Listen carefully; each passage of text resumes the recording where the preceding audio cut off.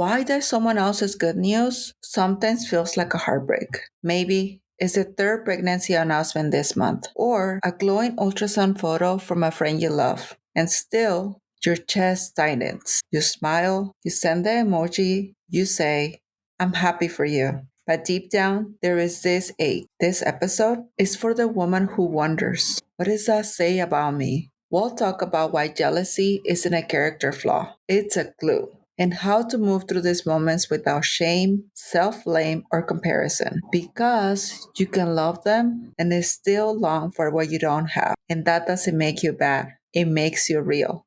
I'm Mariana, and this is Fertility and Wholeness. Let's talk about the ache behind the envy and what to do with it. Welcome to Fertility and Wholeness Podcast.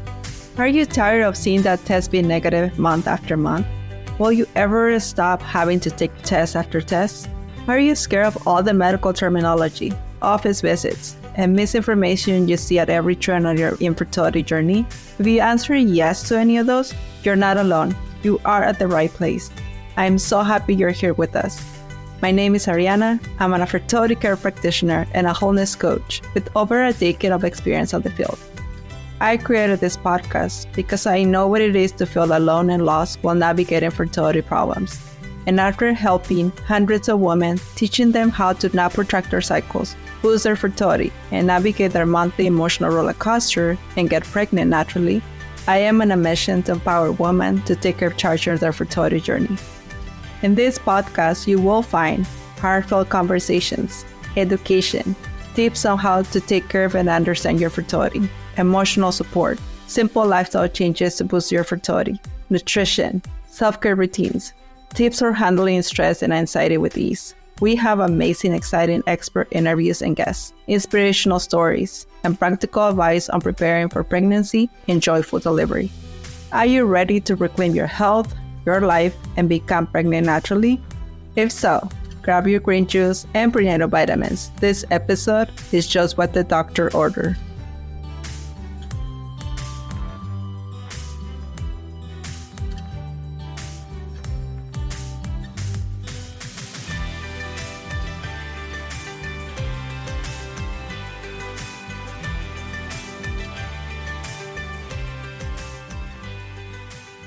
Have you ever gotten news that should make you happy, but instead it knocks the air out of your lungs? That punch in the gut moment when somebody shares their joy and it awakens your pain. This episode is for the woman who smiles on the outside but aches in silence. Let's talk about it. Hi, friend. Today, I want to have a tender and honest conversation with you, one that honors the truth and your pain and the beauty of your heart. Because when somebody shares their pregnancy news or posts a glowing ultrasound, it can stir something that in us. I'll never forget that moment. We lost our twins, and just a few weeks later, close family members sent us a text. It was an ultrasound photo with twins. Then they called to share the joyful news. My husband had the phone on speaker. They were over the moon, so full of life, so full of hope. And I couldn't breathe. It felt like a punch in the gut. My husband carried on the conversation. Thank God, because I just froze. It wasn't jealousy. It wasn't anger. It was grief, raw and real. A reminder that our babies were gone. I cried, and I had to set boundaries after that moment. Not because I didn't love them, but because I needed to protect my own healing. And even now, 5 years later, I see those twins around. That's how big mine would be. And it still stings, not like before, but grief doesn't follow a timeline. I want to pause here for a moment because I'm speaking this out loud. I'm thinking about some of the messages and DMs I've received lately.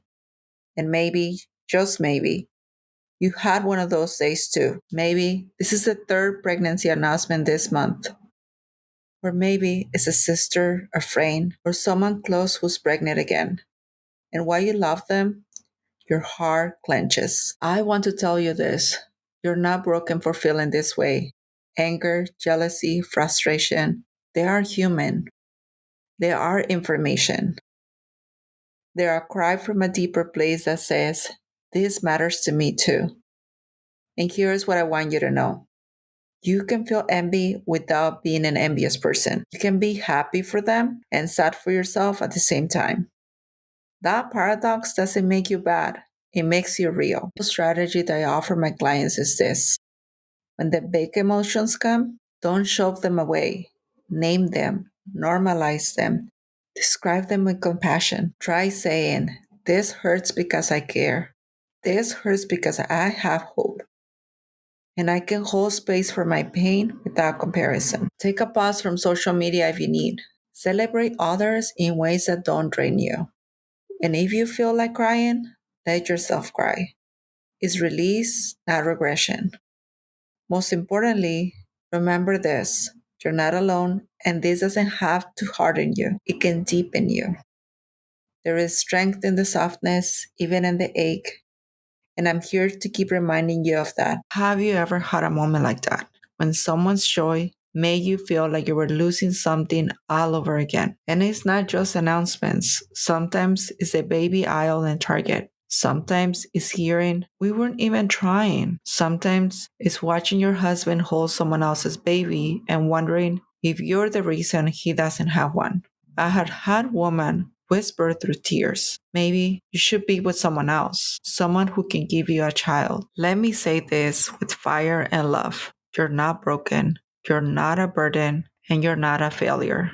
You are a whole, beautiful woman, heart, mind, and soul. Now, let me give you 5 things you can start doing today to move through this pain with strength and softness. Number 1, name what you're feeling without judgment. Say it out loud or write it in a journal. I feel jealous. I feel left out. I feel angry. This doesn't make you bad. It makes you human. Naming it is like opening the windows in a stuffy room. Shame starts to clear when the air gets in. Number 2, practice gratitude, not to replace the pain, but to anchor you.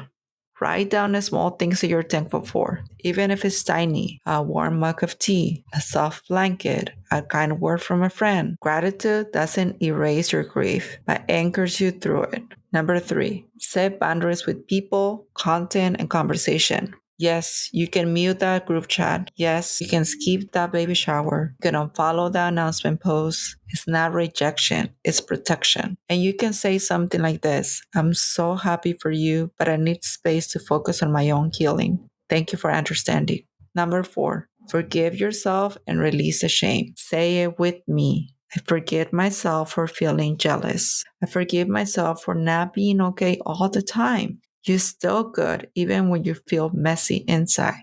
Number 5, surround yourself with support. Find one person who won't try to fix you, but is still beside you. And surrender doesn't mean giving up. It means saying, "I have done my part and I release what I can't control." That's when peace can flow in. And if no one have told you this today, I see you, I admire your strength, and I'm holding a space for healing. There is room in your story for both sorrow and celebration.